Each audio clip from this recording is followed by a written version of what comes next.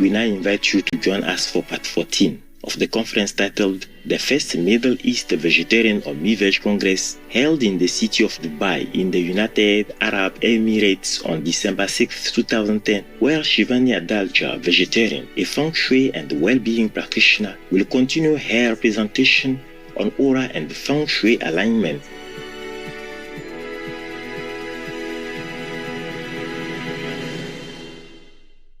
I can give you one very good tip today, and I know the next talk is going to talk a lot about seawater.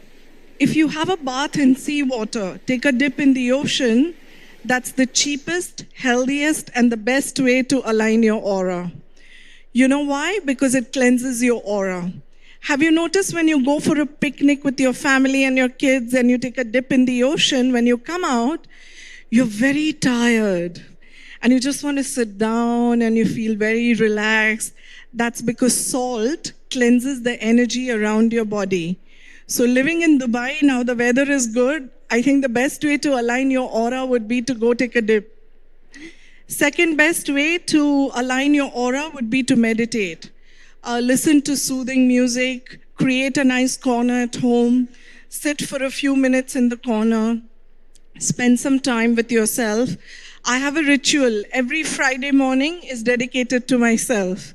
For 3 hours, I put my phone off, no computer. I just go for a walk or listen to music or do something that I really want to do. So if you're a schedule kind of person, you like to schedule everything, then schedule that me time also on your schedule once a week. Now, along with teaching people how to meditate and how to clean aura, we also do workshops. The reason I started doing workshops was because I didn't want people to come to me all the time for consultation. I wanted them to go home empowered and to be able to practice the science on their own. So the different kind of workshops that we do, one is the aura alignment workshop where we teach people how to read aura and how can you apply this knowledge in your personal and professional life. Some people say, oh, what is it to me, all these colors, and how am I going to use this knowledge? But imagine if you can read aura of all your colleagues, your boss, your husband, or your wife, how powerful the knowledge would be, because you would know actually what they are thinking and what they are feeling. The second kind of workshop that I do is tarot reading. Now, of course, don't think tarot reading as fortune telling. I use it more in terms of healing and as a visual tool for you to understand where you are in life right now. And the current one and the most popular one is the toe reading workshop. Has anyone heard of toe reading? Yes? No? You have, Sandhya? Only on my website. It's a very, very unique science, and maybe we can talk about it after the workshop if anyone wants to know more, where principles of Ayurveda are related to your feet. So in Ayurveda, you have elements of fire, ether, water, air, earth. Every finger relates to one element. And depending on what decisions in life you take, the shape of your feet will change. Because if you see the feet of a newborn, they all are same. Flat, simple, chubby, and nice. Over a period of time, the shape of your feet will change. So all your life events and your stories are recorded in your feet. It's true. Reflexology also believes in this principle. That's why when you go to someone who's really good at reflexology, while doing reflexology, they will ask you certain questions. Are you having fever? Do you have cough? Do you have back pain? Because every point is connected to another part of the body. We also do workshops on developing intuition, teaching people how to read intuition and signs. And the last one is NLP breakthrough, how to apply NLP in your everyday life. And once you learn any of these on your own, with anybody else, do any other courses outside the UAE, the quality of your life over a period of time will improve. Once you align your inner energies, you then need to align your outer energies. I'll tell you why. I have a client, she was just coming out of a breakup. She came to me for an aura alignment session. We did a bit of coaching work with her. She came back after a week and she was still a nervous wreck. And I was thinking there's something wrong because I did so much work with her. What happened? When I went to her house was like a museum. Shoe boxes of greeting cards, all the love notes from her ex-boyfriend, everything that she had collected from she was in 4th grade. Obviously, she was trying to align her inner energy, but her outer environment still carried all the memories from the past. So I'm not saying you're not allowed to have albums and cards and things like that, but you need everything in moderation. If you want to move on in life, you need to keep cleaning the energy around you. So for example, Feng Shui is the best tool to do it. Now please, for a while, remove all the concepts of Feng Shui that you know, because all the books that you read, sometimes they tell you north is water, south is fire, you have to put so many tons of metal in this corner. Doesn't work. All that Feng Shui is about balance. That's all. It doesn't make you a millionaire. If it did, I would be partying in Hawaii right now. It doesn't change your destiny, and you don't win lotteries. That's what Feng Shui doesn't do for you. But what Feng Shui does for you is creates a very, very good environment for you to flourish. For example, if there is summer, it's very hot outside. You have air conditioning at home. You put on air conditioning at a good temperature. You can focus and work longer. Why? Because the environment supports you. Feng Shui is like that air conditioning, nothing more, nothing less. But once you know how to use it, it can create spectacular good energy to help you to prosper. If you break the word Feng Shui, it means wind and water. In ancient China, they believed to have a good harvest, you needed good wind, and for good health, you needed good drinking water. So wind and water, it's as simple as that, is Feng Shui. What you currently read in magazines, newspapers, articles, is all man-made. Very, very different from the original Feng Shui. If you go to the main Feng Shui masters who practice Feng Shui in China, and that's where I learned in Beijing, the Feng Shui master from whom I learned wouldn't even teach me because I did not have background in meditation. He asked me to go learn meditation for a year and then come back to him.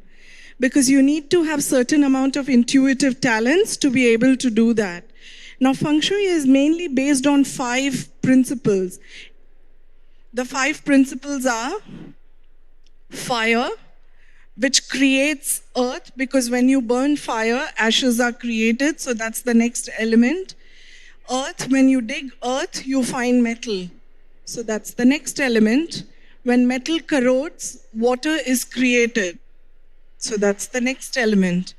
And when water is given to plants, the plants flourish. Wood is the last element. Feng Shui is about finding out where are these 5 elements in your environment and either reducing them or enhancing them. That's all Feng Shui is about. It's not about placing big frogs or big Buddha or putting bells and chimes. It's none of that. Now, just to give you a quick example, fire is a lot of live energy, active, and we associate colors red and orange with it. Would you like to have a lot of fire energy in your bedroom? No, because you want your bedroom to be calm. Water is calm. So you would try and use a lot of water in your bedroom. Water as in not fish tank or big swimming pool, but just watercolors. So this is how you can actually design your house based on the principles of Feng Shui.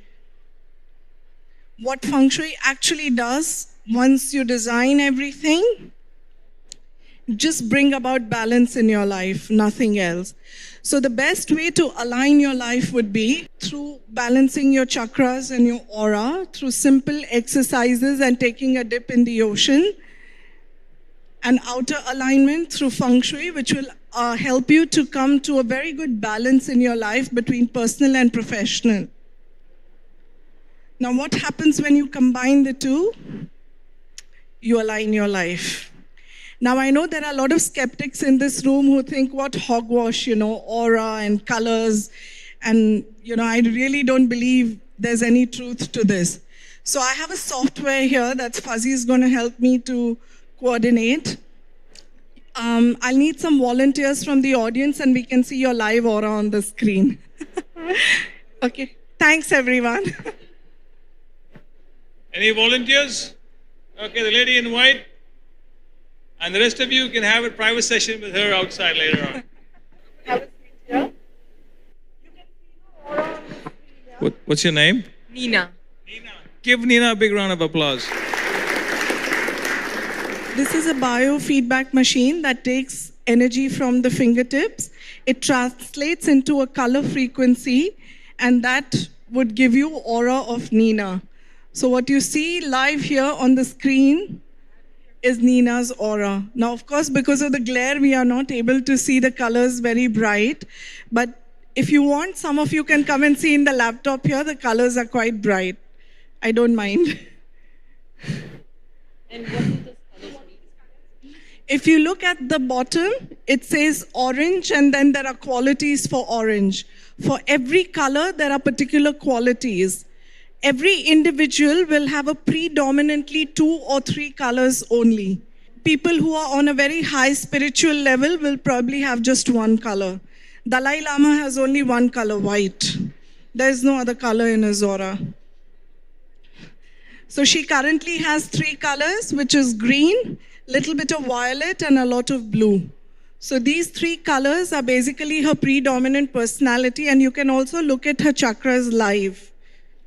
These are her life chakras, 7 chakras, the 7 energy centers that I spoke about. Each center, as you can see, is either small or big. So once you do this entire analysis, it will tell you which chakra is overactive or which energy center is big and which is small, and which part of your life is out of alignment at the moment. I normally use this software for left brain people. For corporates who come, who have difficulty sort of grasping the concept, because this is something they can see live. Yeah? Thanks, Nina. Does anybody want to try? One more person? Thanks. What's your name? Shaji. Shaji. Shaji. Thanks, Shaji. Can you put your... Yeah. If you look, Shaji's aura is predominantly orange, yellow, and green. So these are the 3 colors. Now, of course, every color has different qualities and personalities. Yeah? Thanks a lot, everyone, for coming. And I hope to chat with you after the talk. Thanks. All right, any questions? If you have, you can talk to Shivani. She'll be just either sitting here or outside. Thank you so much, Shivani. It was really, let's give her a round of applause. Come on.